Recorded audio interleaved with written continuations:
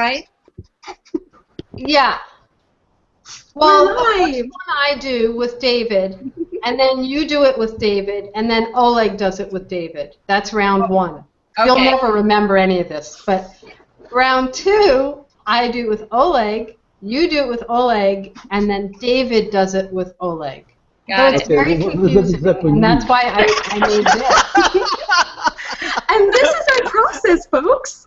Yeah, this is what we're doing today, and in case you're not completely lost, we'd like for you to read this, and then you will be completely lost. Network RoundTable. We are making it go off, you know, the hinges and all that Oh stuff. my God, we're live. Yeah, we are. Yeah. In grand tradition, we are making this, you know, go all sorts of different fun places, and that's okay because that's what the show is really all about: is who are we? Who are we really? So I think you've all just seen a really good picture of that because I didn't know that we were live, and I'm not sure who else knew we were live. But I think I David am did. going to start the Who Are You round, and I am going to ask David Amerland. Who are you, David? Hi. Right. Okay. So, who am I? This is one of those questions that, you know, it seems simple on the face of it, and then when you actually ask it, the first thing you want to know is, who wants to know? And why? Why? Well, that's the next second question, and why? And I mean, and the moment you ask that, really, you understand that essentially we're all many different things to many different people. And you can't be everything to everybody. So at some point, you know, you begin to draw the lines of who you are and what you do. And the questions are you just what you do? And usually the answer is no. And then what you do, is it informed by who you are? And the answer to that one should be yes. Because if it isn't, then there's a huge disconnect and it'll come through at some point. Now, Why?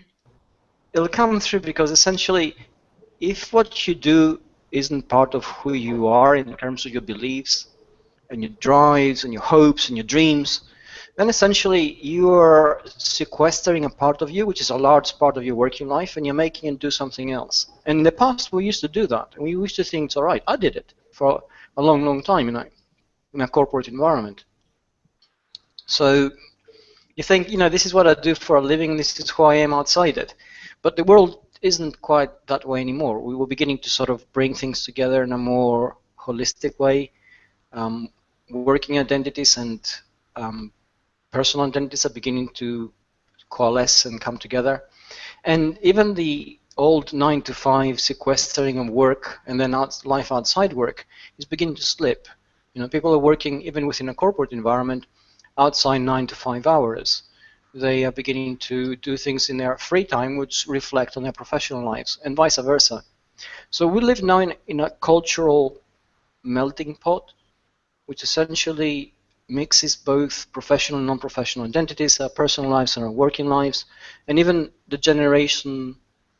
traditional generational gap, where, you know, people before you dressed in a certain way and spoke in a certain way and you did something different, are also beginning to come together. And now everybody watches pretty much the same shows, and they have the same memes for reference, and they read the same books, and they talk about the same things, and they're exposed pretty much to a large part of the same online culture.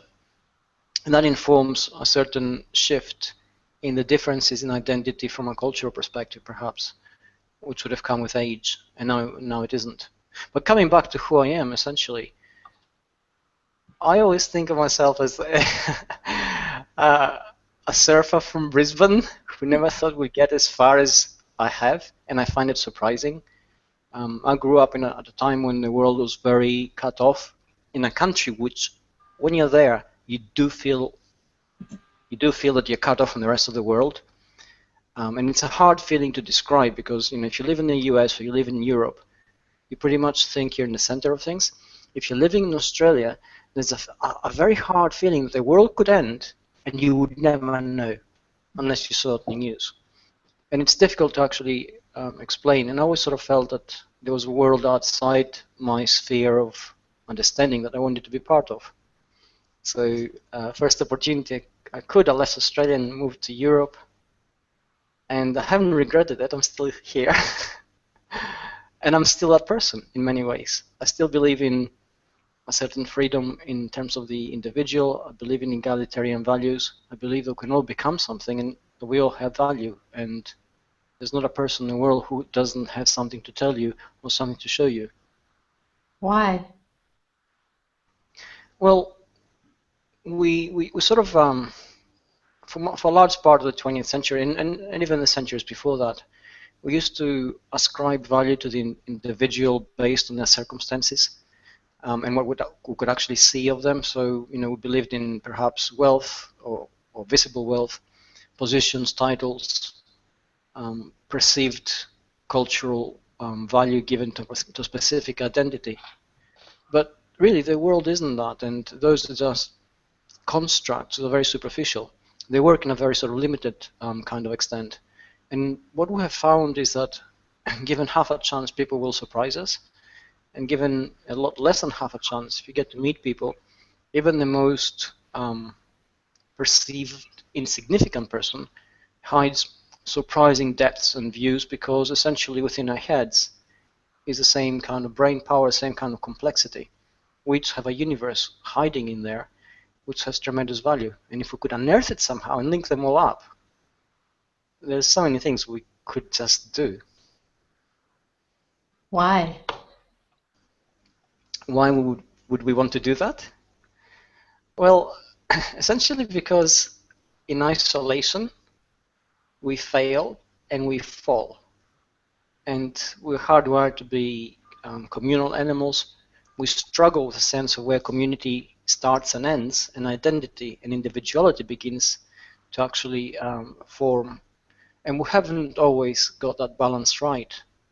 But our strengths always lie when we are collaborating. They are always lying when we lie in situations where we link up and augment our own brain power and our own willingness to do things through the will and power of others.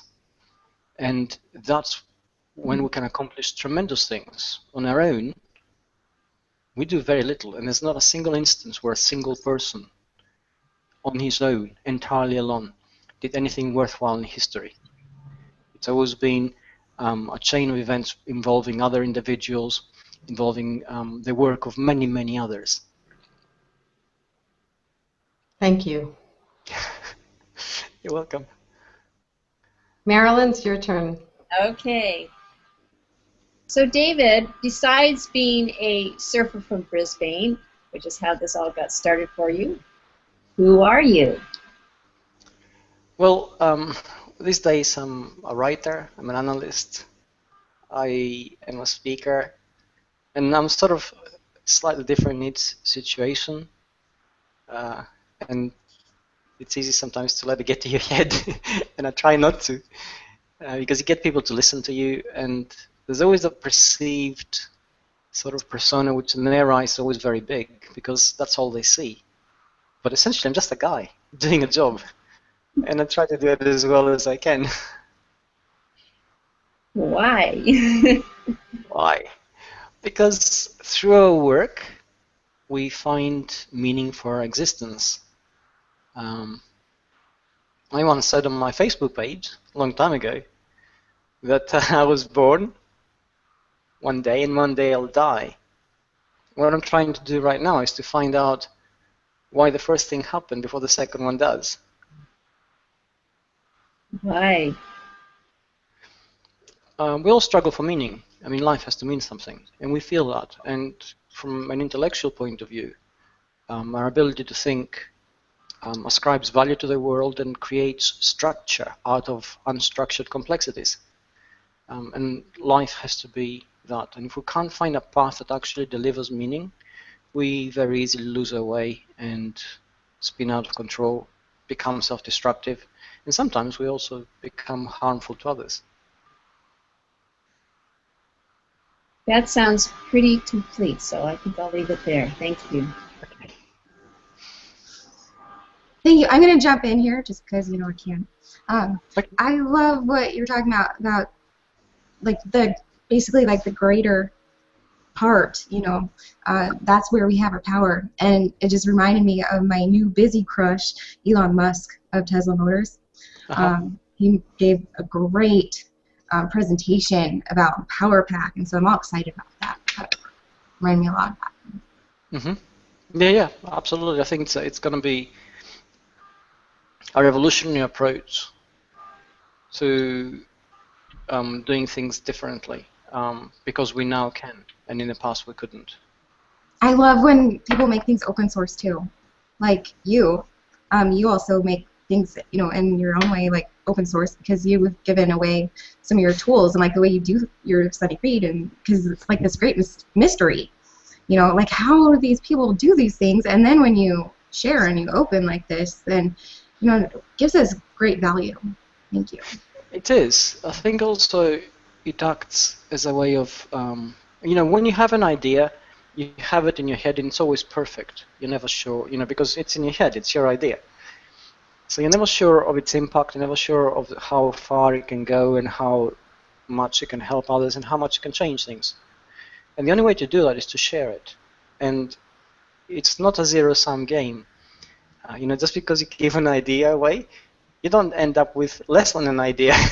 Usually what you end up with is more of an idea, because other people run with it and they say, oh, this perhaps isn't as right as it should be, but it could be changed this way, or have you thought of doing this? So you find yourself caught up in a conversation which it's your idea, right, but it's changing and it's morphing and people are picking it up and running with it. I think that's fantastic to actually be able to do that. I came from the 70s, really. I grew up in a time when this was impossible. You just couldn't do it. And to be able to do this so easily now and see the impact and the effects so readily, it's magic. And I'm really caught up in this. Yeah, and being able to give up ownership of all of our ideas and not hold them so tight to allow that fluidity is really exciting. And it always makes something bigger and more potent than where it starts. It does. And if you think about it, we used to hold an idea like it's a secret because we thought of it. And the truth of it is that, it's almost impossible for just one person to have that idea, because essentially the idea is the effect of, a cumulative effect of all sorts of phenomena you synthesize in your head.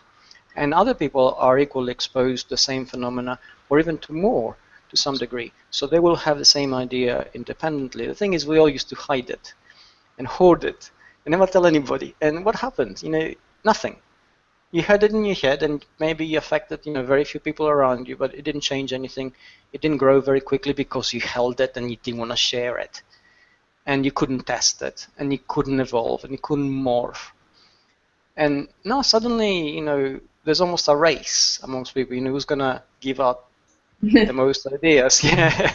So it becomes, a world full of intellectual and mental wealth, and we're swimming in it. And, now suddenly we're quickly accelerating the process of change in our own way of thinking because of that ability.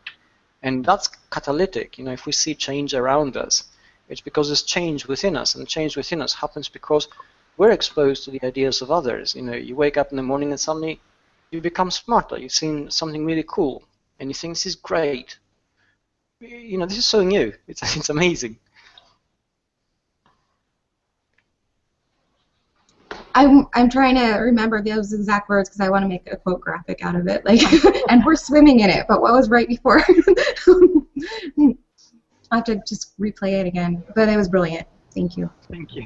Well, David could just repeat it one more time. Would you believe I can't? I'm ad living as I go on. I can't record it in my head. No, I do that to Anna all the time. What did you just say? I don't know. I memorized. How can I do it over? It's funny. I'll tell you something really funny. It's like, how Olympic athletes, they train all year round, they go to the Olympiad, the excitement of the competition, the conditions, the crowd, the mental focus they have on the day, they break a world record. And it doesn't mean they can do it every day, right? They can do it on that particular event. Well, when you write a book, sometimes it's the same thing. You know, you're working long hours, you're swimming in coffee, and you haven't got much blood in your bloodstream, and you got all this research which you're balancing around your head, and you're balancing things off in your own mind, and you come up with things, and they sound wonderful, and you write them down, and then it's part of the book. And then months later, you know, I go to a convention or I'm giving a speech, and somebody comes up and he goes, on page 45 of your book, you said, and they tell me something which sounds fantastic. And as they're telling this, I'm thinking to myself, did I write that? That sounds really cool. And then they expect me to explain it. I always have to sort of think very hard and try to sound very reasonable. It's like you have to recreate all of the conditions in order to come back to that place, and you still wouldn't, because everything has happened between then and now. It's really difficult because, you know, I mean, when every book I write, I go through months and months and months of research, and the things begin to make sense and add up, and, you know, new ideas come out because of that. And I work under pressure, usually incredibly long hours, and there's not a lot of sleep, and a lot of coffee goes into that, and your brain changes. You see things which make perfect sense, and you write them down, and then, of course, you know, the book gets published, and you go back to being normal, and you can't be at the same level as you were back then, but people don't really get that. They think, you're always like that. You think, it's no, I'm not. Well, it's because you become immortal, right? That's your immortality. Well, I suppose so.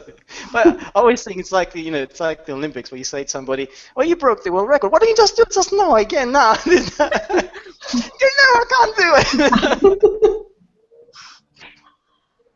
It was like that with painting also, you know, when you'd have a show deadline and you're just like, there is no way all these paintings are going to get done, and how's it going to happen, and you're just painting hour after hour after hour, and so much of the time it's the stuff that happens at 3 in the morning when you're in a completely altered state. Yeah, your brain fires up, doesn't it? That's what it is.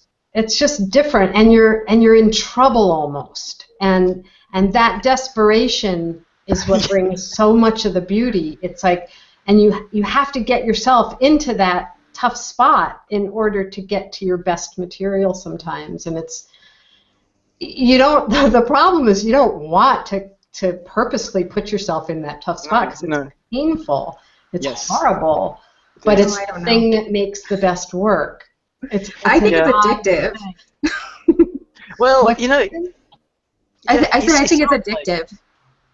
It can be, but I mean, it's really, it's what Gina said though. You know, you don't really want to get back into it very easily, because it's not painful because it's a mental process, but it's not uncomfortable either. You know, you're firing on all cylinders, grasping at what essentially are shades in your mind.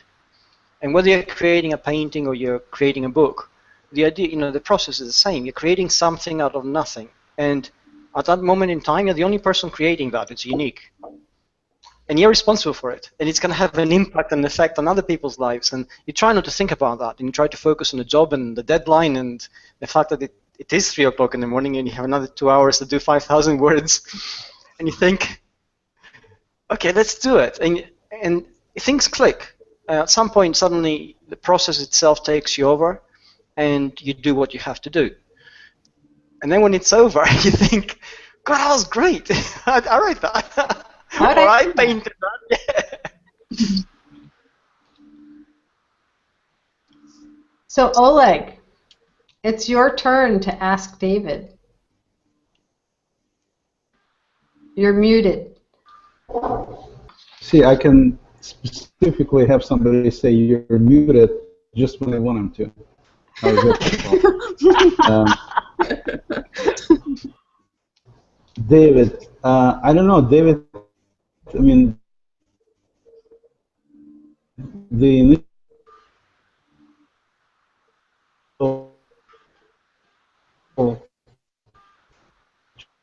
trying to recover from. Is it frozen? I can't hear anything. Yeah. Where this is a test, isn't it? he was asked the question who he is. He went on.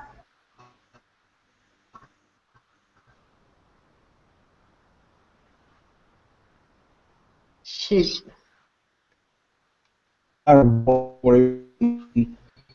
Saying a little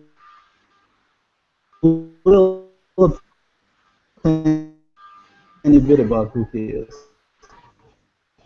But David is a very, very private person. I know that, so that's okay.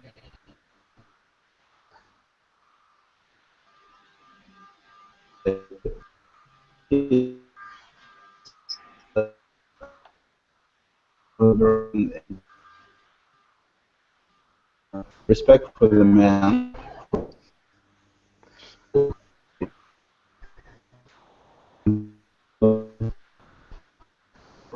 I have any questions?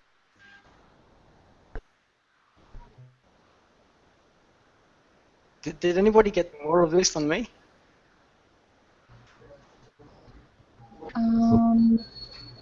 It's gonna jump. Maybe if you try a refresh, we'll hold the broadcast for you.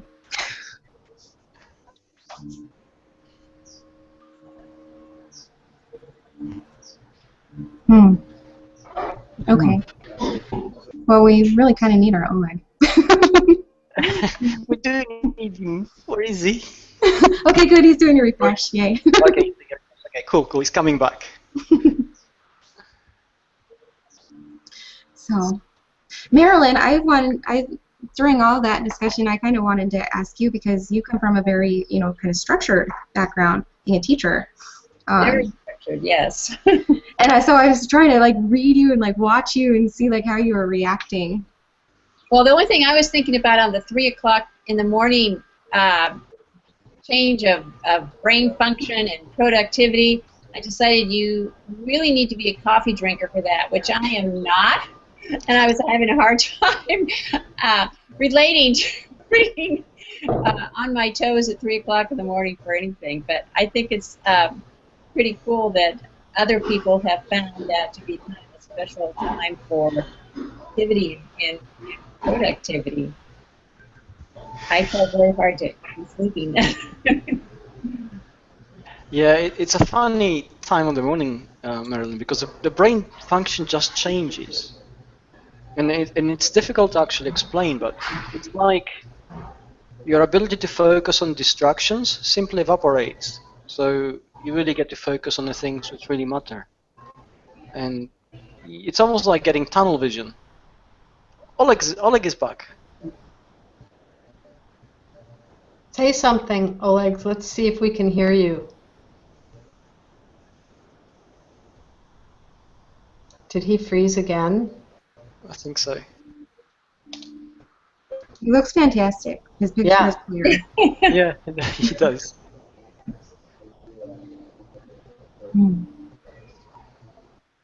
Yep, definitely frozen. We're definitely going to hold need that still. We need you, Oleg. Does anyone have a good Russian accent?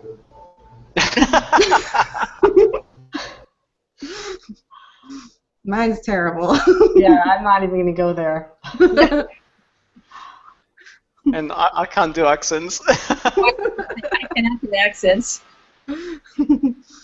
We could, since I botched the beginning of the show, not knowing we were live, we could go back and introduce ourselves. Oh, yeah. Since I just kind of novel. Completely messed that up. That's a great idea. You know what? We've got the lower thirds. Well, I don't, but you guys have lower thirds. Everyone knows who it is. Hey, everyone. I'm Kristen Drysdale. Kristen, you're a mystery woman. Yeah. Who are you today? Yeah. Kristen's our producer, director, host. Picture graphic person, I don't know, layer over because I can't take the credit for the great work that Dennis has already done. But I can layer. Yeah. We should say this show has been created by Dennis Deuce, who's not with us today and is taking a bit of a break. But we love you, Dennis, and you've created a really unique show that we're all very, we care a lot about. and we think it's really fantastic. And it was Dennis that came up with this Who Are You segment as well. Of course, all of it is what he came up with. We're kind of carrying on the legacy for the moment with great respect. Yeah. And I'm Gina Fidel. And today, and for this Honesty Integrity segment, which will also continue on Friday, I am co-host number 1. And Marilyn Moore is my co-host number 2. And David Amerland is our superhero. And Oleg is David's sidekick. And he has said that he is David's security detail, but he's not doing a very good job of that right now because he's not here.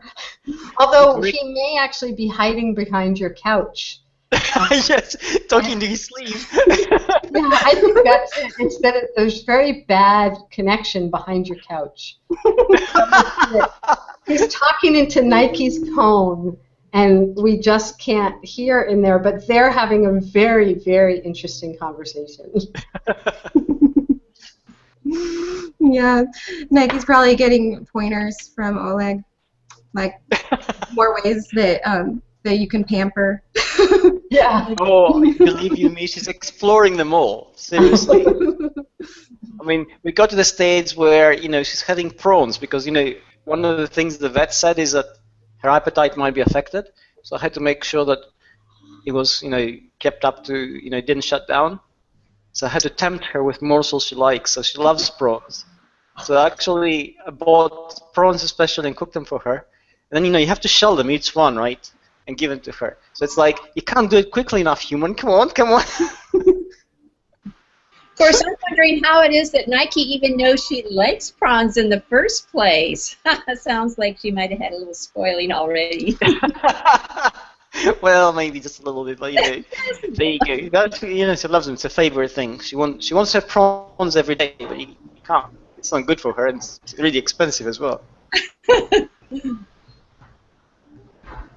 I think Oleg is back. He's trying to get back in. There might be a technical issue with Hangouts because of the rollout of collections today. Yeah. And also, yesterday I noticed there was a Friends Plus Me thing. That might just be because I have Friends Plus Me, but like right next to the share buttons. That's right. Yeah, yeah. They're you know, recoding things a little bit, and it's changing again, right? With collections allowing us to create groupings of content, which essentially creates ontology, and funnily enough, is part of the identity building process in a way, right? When we talk about digital identity and what you want to stand for, etc. Well, jump in anytime, Oleg, if you can. I'm in. I'm here. Hey! Yeah, it was must have been my lower third. Is that 4-letter name I have? I just killed it.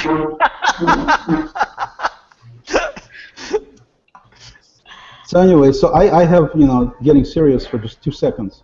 I definitely have some, you know, on the personal level issues, not personal level I should say, but in terms of who somebody is, I have a lot of thoughts on the subject, and it would take way too long to go into all of this. So in terms of asking David anything specific, I did want to get the skinny on his background in terms of the personal details, because on the professional level, there's nothing else to know. We already know everything. On a personal level, you know, like my son asked me, what is David's accent? And I told him, I don't think it's British, but at the same time, it's not hard to tell. So David, what exactly is your accent? I'm Australian, and when I moved from Australia to Europe and then Britain, I had a very strong Australian accent. If anybody living in the late 80s, early 90s in Britain would know that in the moment you opened your mouth, you're immediately classified in some kind of social subgroup. And there were several social subgroups we'd actually go to, beginning from, you know, a received pronunciation in public schooling, which was at the top, and, you know, normal schooling at the bottom, and beyond that, there's an Australian accent. So So I changed it very quickly, or I tried to. It's very difficult for me to actually do accents because I don't hear the different sounds. So um, whenever I get back home in Australia, people say, "Hey, your accent has changed," and I can't really hear it. Sometimes when I'm with friends and it's really late and I'm really tired, they go, "Oh, I can hear your Australian accent." So obviously, it does get modified. Part of it is conscious, but not to a great extent. It's something which sort of changed gradually over the years.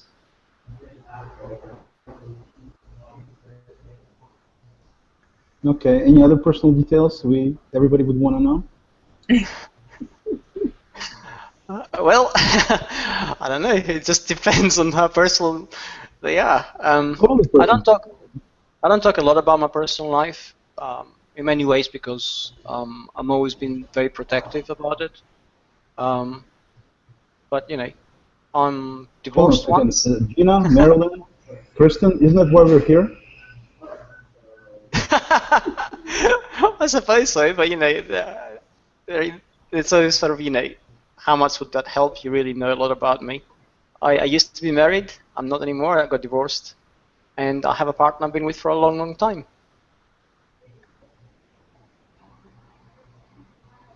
Okay. Let's move on.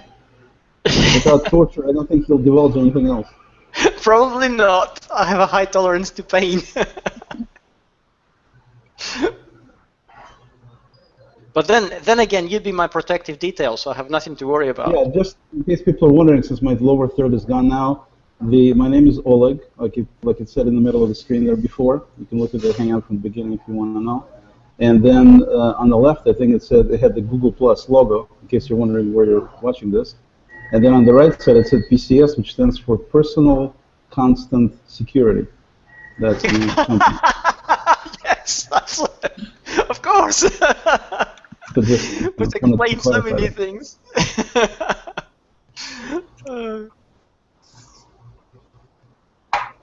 Yeah, I'm going to have to replay this for sure because I missed hearing about your accents, but I did come back for the part about your partner, and you have said some really, really sweet things about your partner. Every time, like you mentioned, I just melt.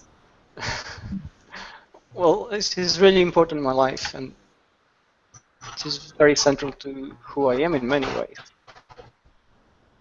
I think sometimes, like the person's partner can be such a mystery because, well, I can just speak for myself. Like, I was telling Ben Fisher this, actually, not too long ago. Like, I just want to meet your wife because you do all these great things and you're, so fantastic at what you do. You're brilliant, and how much more brilliant is she? I mean, it just makes you wonder. Remember the James Brown song about, behind every great man. So that's how it works. But, it goes into question, I think, with David's identity from the standpoint that you look at all the different accents and you look at all the different places he's been, the level of brilliance is beyond most people on this planet. So I question actually where he originally came from. I'm not so sure he's from this planet. Well, thank you. I know people think I'm very smart, and sometimes I do say things that sound halfway smart, but I'm just really blessed, I think, in the relationships with people I've developed who have really opened my eyes and have helped me develop my thinking. And I'm constantly grateful for every connection I get. In my day-to-day life, I don't have to be here. I don't have to be on Google Plus. I don't have to push as hard as I do because I work behind corporate walls. I work with businesses and corporations that don't really have a presence here, and they are unlikely to at the moment for many different reasons, although they're trying. But I'm here because the connections I have made here have really helped me develop my ideas faster, and I've learned from every single person. I've absolutely, and I'm really grateful for that. And I've learned from it allowed me, I can say honestly that my development in Google Plus allowed me to change in the real world. When I was in a corporate environment, and that's all I was very good at creating bridges and relationships and perhaps coming up with novel ideas. But I was also very good at playing the hard political games, which meant essentially that I won at the expense of other people. And I had this motto that I didn't suffer fools gladly, and that was so wrong in retrospect, because essentially it set me up as an arbiter of people's value within a certain context, and that was wrong. And I've changed a lot because of that. I think that part of my career had some great aspects to it, but also had some aspects which I'm not so happy about. And Google Plus has been instrumental in allowing me to be more open. And I used to be really, really guarded, and for me it was a struggle. And I've got better over the years because of Google Plus. And because I've been so open here, I've learned to be more open in real life. So essentially, I've been changed by each of you. Sometimes I can say that I'm the product of many other people, and I'm really grateful of that. And I never take anything for granted in terms of this. I think that's true. Probably anybody would say the same kind of deal when they interact with other people. That books you read, the movies you see. I mean, everything is definitely a learning experience. I know it certainly is for me. But going back to the discussion about your divorce, David. No, okay. So are we switching now to Maryland, or is this going to be a 5-hour show? Well, now where I am going to ask you, Oleg, who you are. Who So am I? now the focus is on you, and I'm going. Well, that's not very polite because I'm sorry. we got women in the audience. I said we got women in the audience, and you're kidding me? That's not very polite. Just the way it goes. Okay, well, if you insist, we'll talk about me. So we've got 3 more rounds. I'm going to do a round with you, and then Marilyn is going to, and then David is going to. And if it's a 5-hour show, if you've got that much to tell us, this is the way it's going to go. So, Oleg, who are you?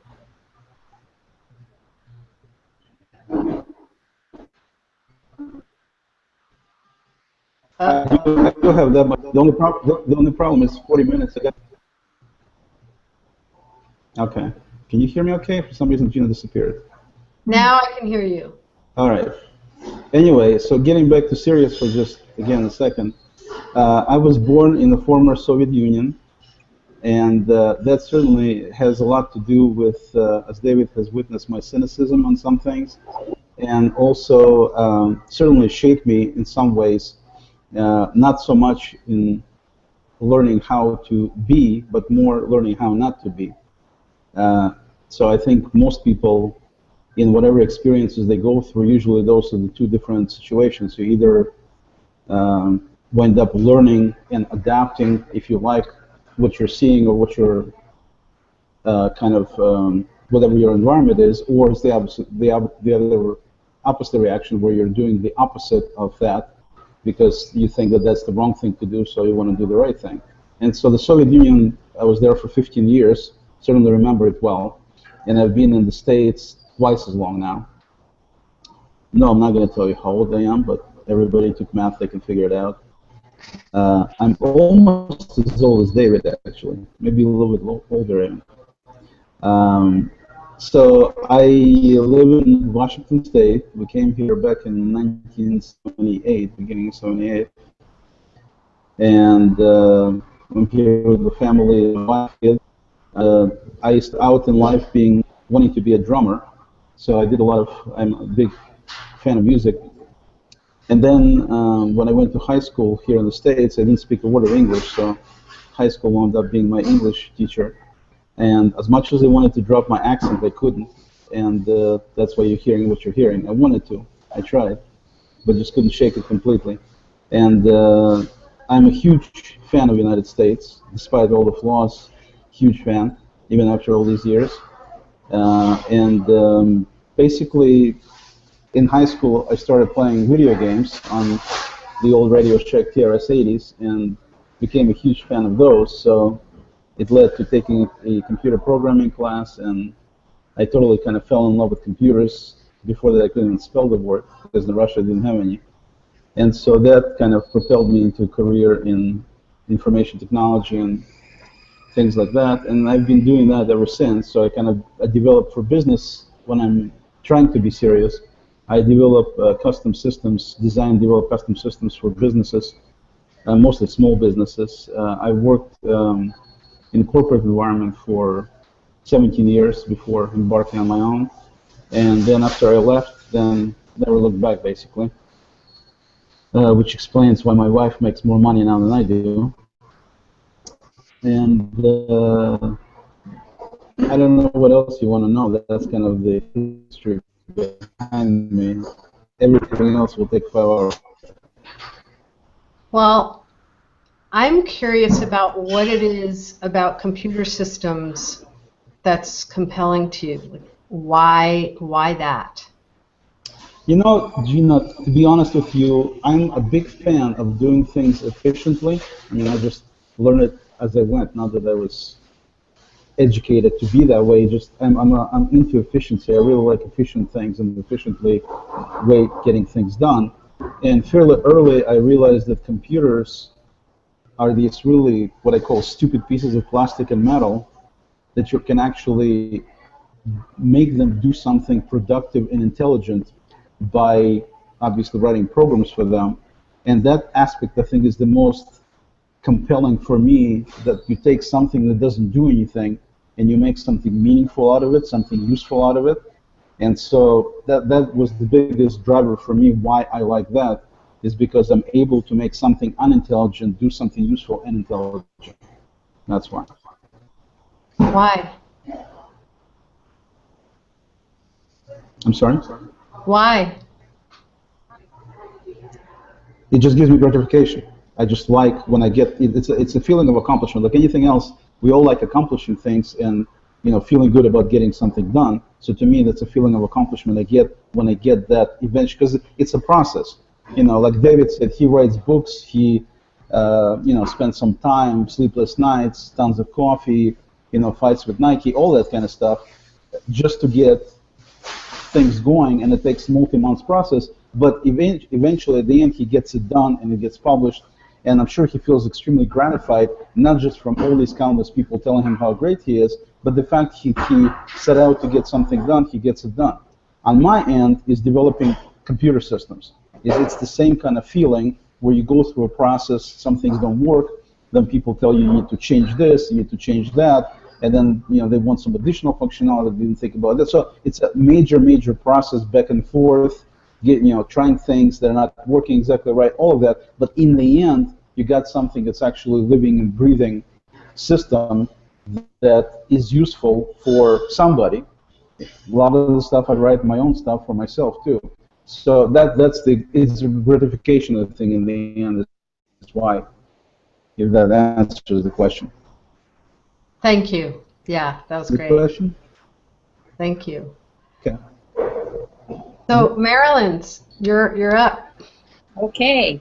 So Oleg, who else are you besides the computer geek?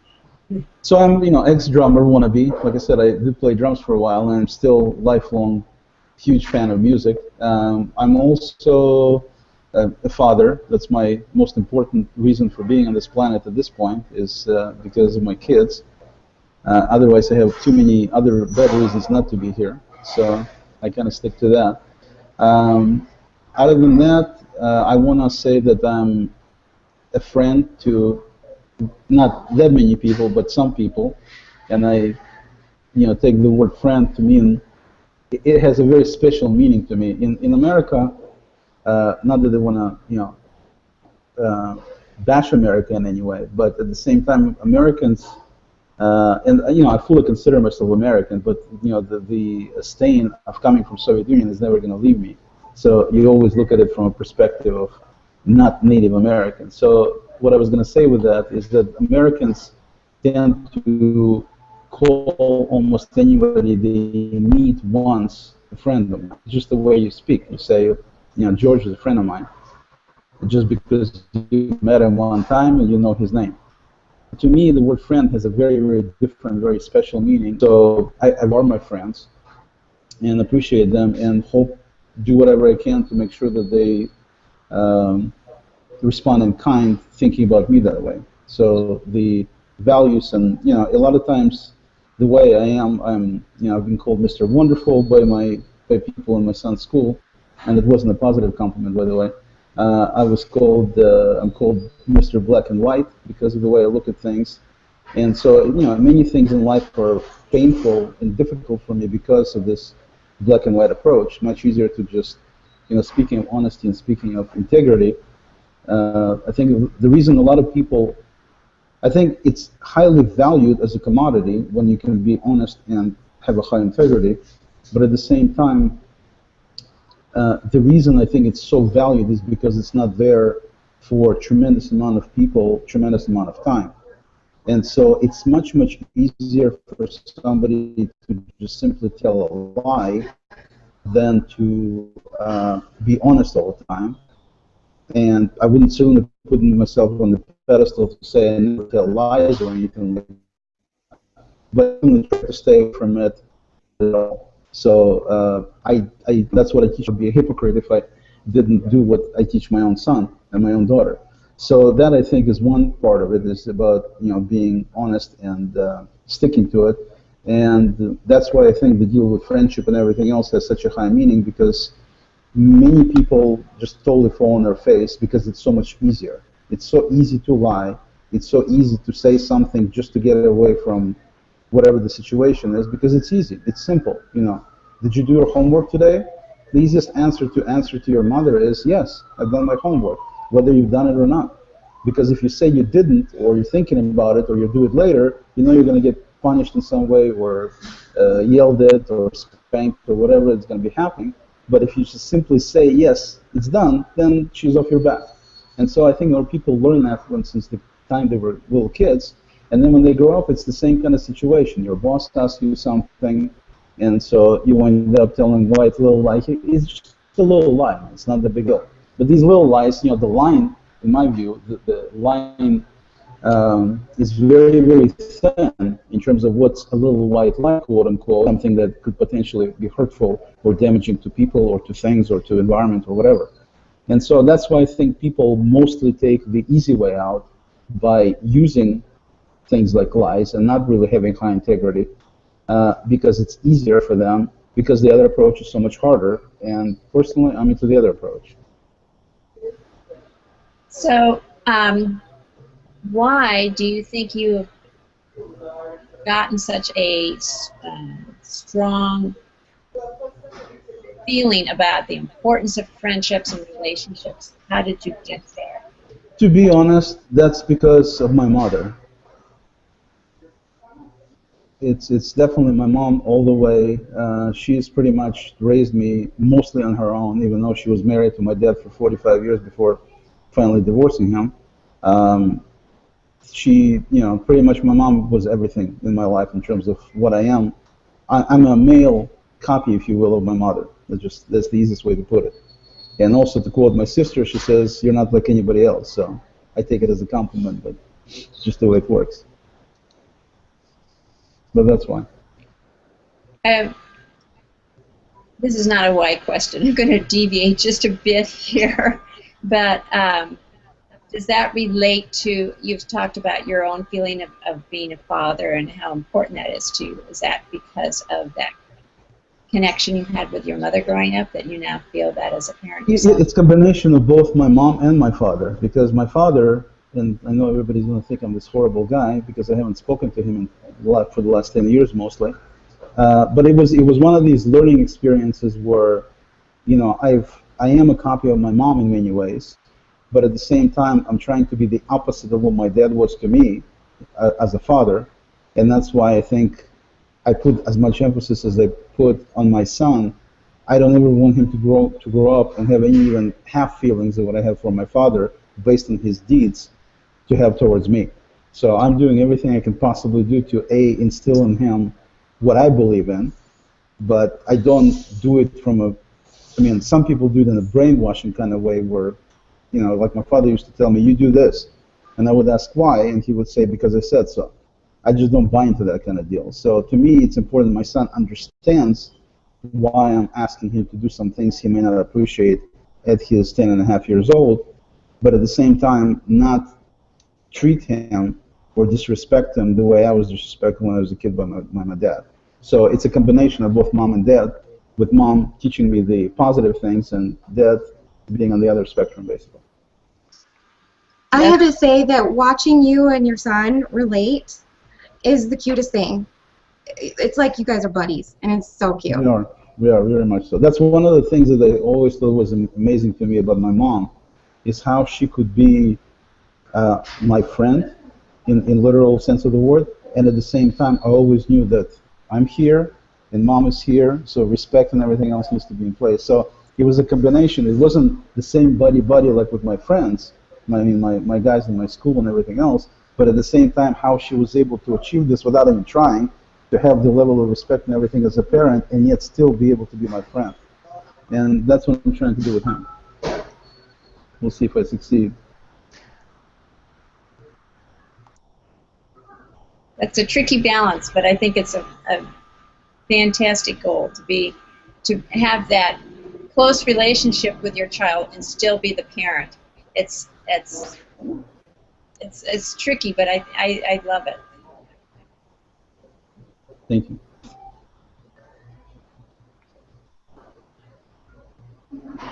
Am I done? Am I supposed to? I think you got your whys in. Like from the moment that we started interrelating and stuff, like I just felt like you have never held anything back, and it's really not difficult to see why you would be David's sidekick, I'm sure, / superhero, because you're just so open and you really share a lot. Thank you. My pleasure, but this is really not the reason, Kristen. The real reason is, I'm big, so that's one reason, and so plus the Russian accent. David feels safe when I'm around, so nobody can abuse him. I think that's the main reason. I mean, the deal with computers and stuff that I'm so supportive. This is all side deal. I mean, he can get support. He's got 350,000 plus followers, so he doesn't need that. But this physical deal, the words KGB come to mind, all that stuff. And David speaks a few words in Russian. It works. It really works. David? It's Oleg security. Yeah, exactly. Yeah, the OSS, remember the OSS? It used to be the precedent to CIA. That's right, yes.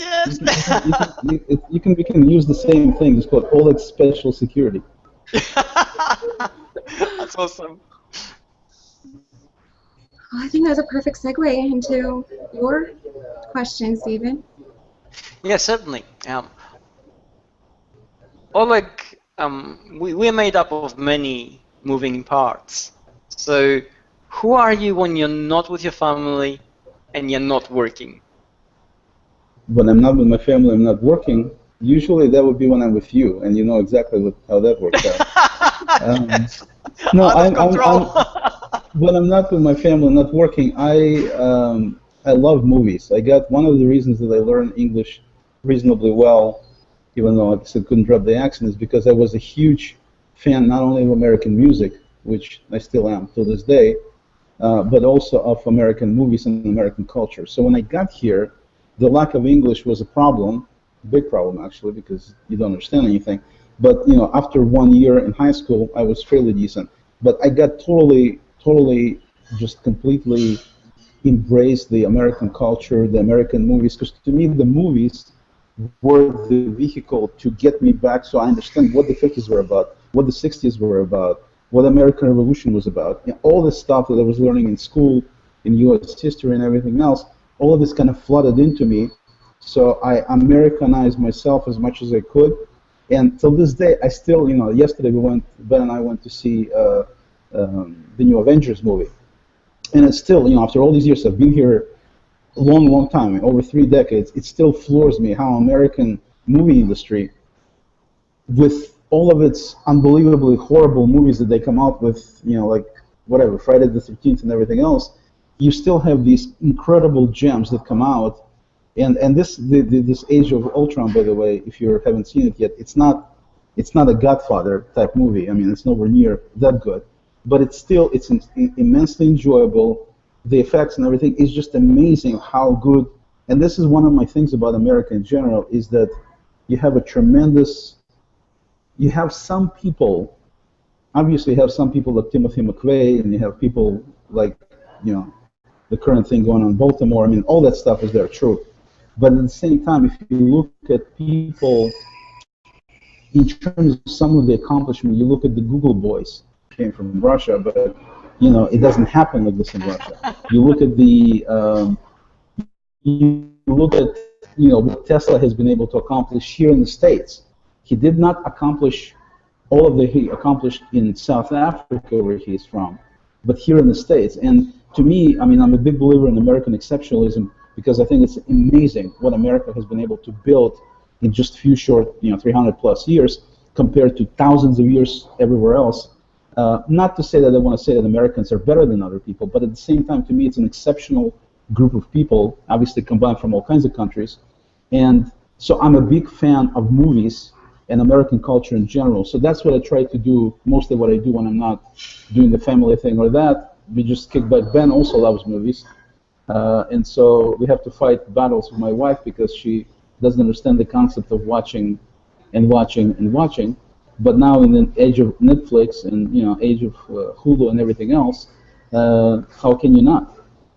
So we try. So that's what I do on my kind of off time, is that. Plus, we do a little bit, obviously, some sports stuff. So I live in probably, in my opinion, one of the most beautiful states in the country. I mean, Washington is just spectacular. And if any of you have seen, I know Marilyn has seen some of my photos and stuff that I take, and David certainly has seen a whole bunch of them. It's just a gorgeous area here, absolutely stunning. So I totally enjoy that. We've been in Seattle, ever since we came to Seattle. So I live in the Seattle area, and it's absolutely stunning here. So combination of outside and the culture thing, that's probably what I do. How do you, and this is a why question really, but we'll turn into a little bit of a how. How do you balance what you know in terms of your past with your present?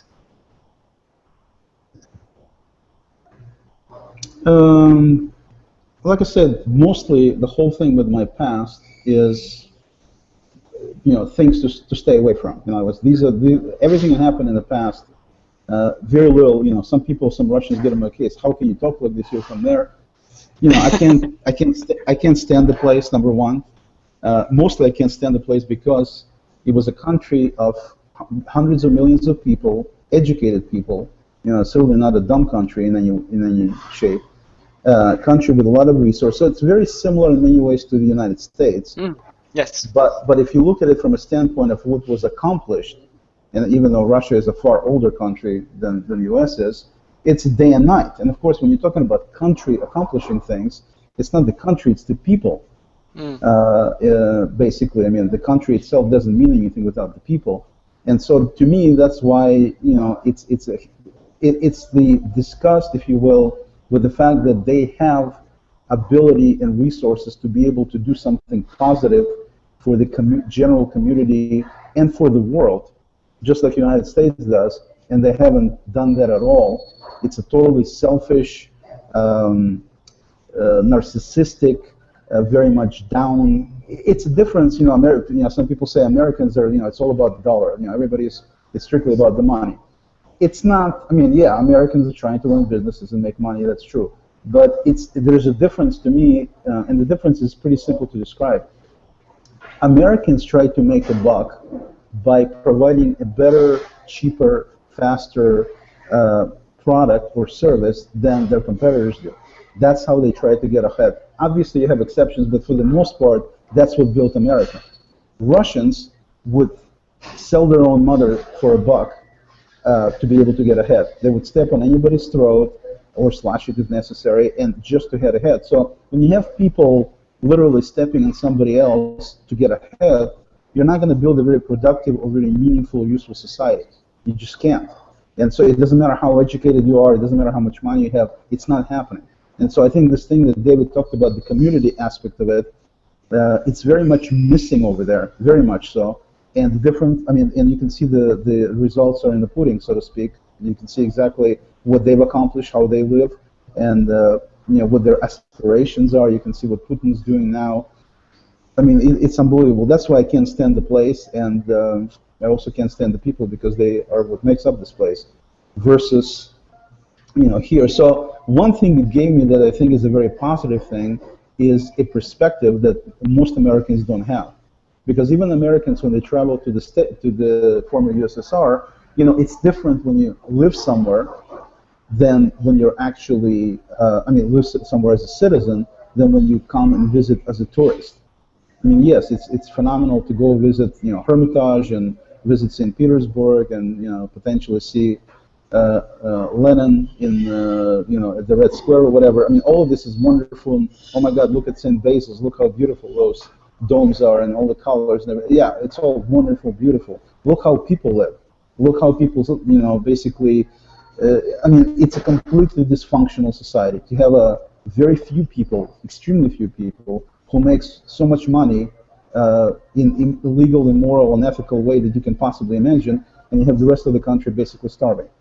And so, it just doesn't work. It just doesn't work. And so that's the perspective thing, is what it is for me, and major appreciation, that much more so for America, and for Americans for letting us come here and being able to live the kind of life we have. So that's how I describe it. That's perfect. Thank you. I don't have any more questions. Wow, this has been a great show. I feel like we've learned so much more. I mean, we really do that with each show that we have. We just learn a little bit more and get a little bit closer, and just ideas growing. And thank you, everyone. Thank you. Indeed. Sometimes it's hard to get you, Oleg, to be serious. Well, and see, this is one of the problems, I think, with the whole thing, is that, when I think, some people use humor as and I think I'm one of those people, everybody has some sort of both baggage and also has some sort of difficulties, parts of their life and everything else. And so humor kind of comes into, in my view anyway, you have to have something positive in your life, or your life becomes meaningless. And so certainly when people have kids, it's certainly, no disrespect to David, by the way, he's got Nike. It's one of the things that definitely keeps you going from that standpoint. But also, at the same time, it's it's something that allows you. You cannot be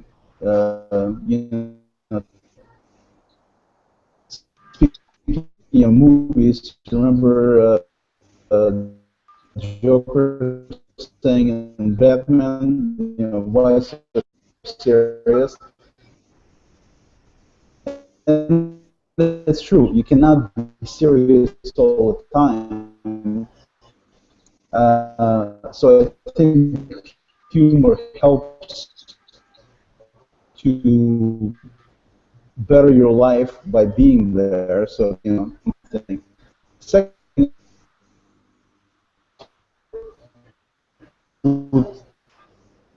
walls on them can defend themselves because they in the research also the use humor for the purpose of the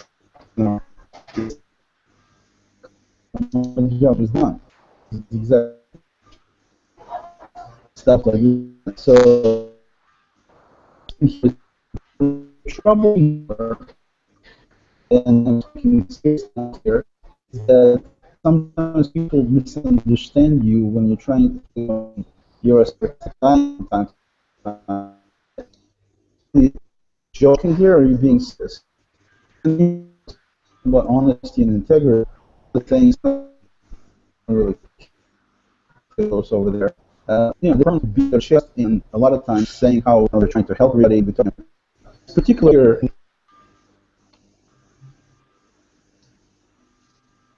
that are coming clearly indicated that information was not to be shared with anybody. Okay, it was, they actually, the screen that I was given said secret and confidential at the top of the screen in a bar. And as you probably have seen, Droid Life, which is the publication I'm definitely never going to be subscribing to because of this, immediately leaked this information. So they were given the same information I was given, and they were specifically asked, do not release this information until later time. And that bar at the top of the screen, if you look at at some post on Google+, you will see there is a red bar at the top of the screen that's kind of scratched out. You can still see the bar there. Well, on that bar, it actually said secret and confidential. And so this irks me more than anything that, people like Anna Hoffman, for example, she puts out a post, from Droid Life saying that this thing is coming. So I just politely pointed out in the comments saying you should not be sharing it because it's secret and confidential.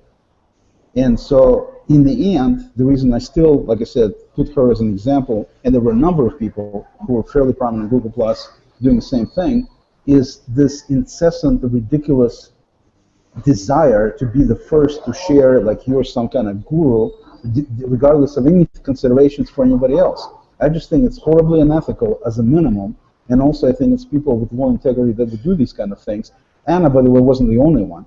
There were a bunch of people that did that, and I think it's terrible. I think it's terrible that people, on one hand, try to portray themselves as somebody who is ethical, doing the right thing in Google+, and then they would not do such a simple, small thing as, doing what Google is asking them to do, is not to share the information about collections coming out and stuff. But a bunch of people did. A bunch of people did anyway. And so it's important to me on a personal level to make sure that people understand that yes, I do joke a lot, and I hope I project when it is serious, and I make a comment about it to indicate that it is serious. And I think that's the only flaw with humor in my mind, is sometimes people think you're joking when you're actually dead serious. And at this point in time, I'm dead serious about this unethical behavior, which I think is horrible. It seems like it kind of comes full circle to the race that David was talking about earlier.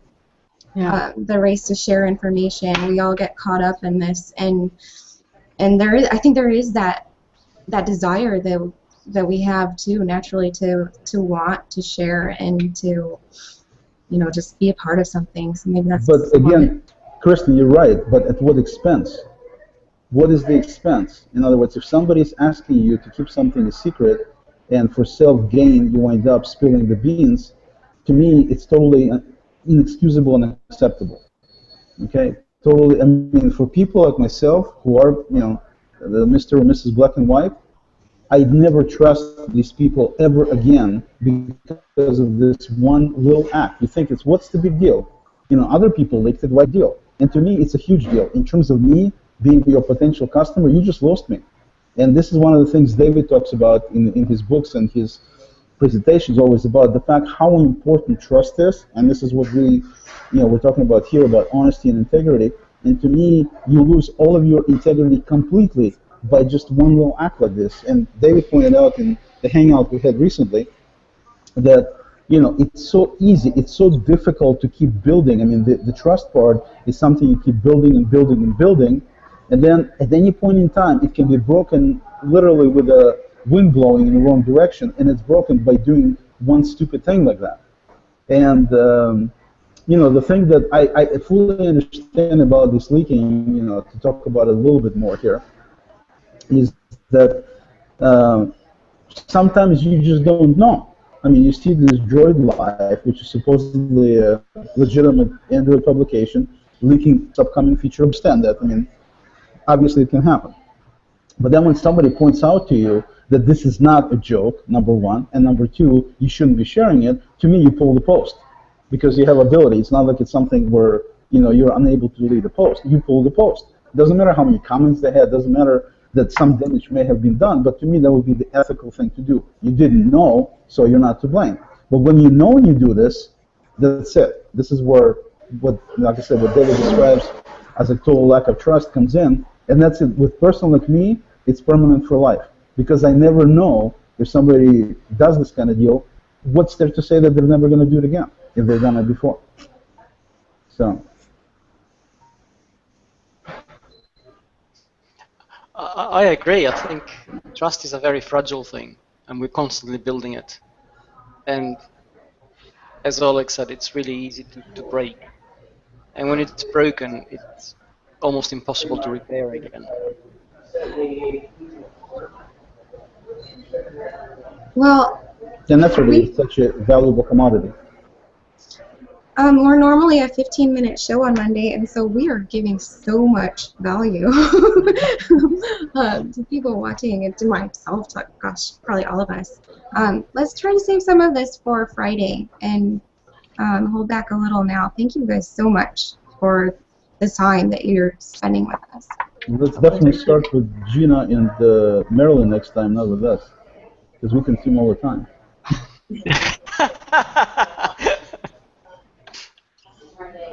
Pleasure to talk to everybody. Real pleasure. Thank you, David and Oleg. Thank you. Oh, thank you very much. It's really awesome. We both appreciate it. Very much. Thank you. All right. No ending music because Dennis isn't here to play it. So la la la la la.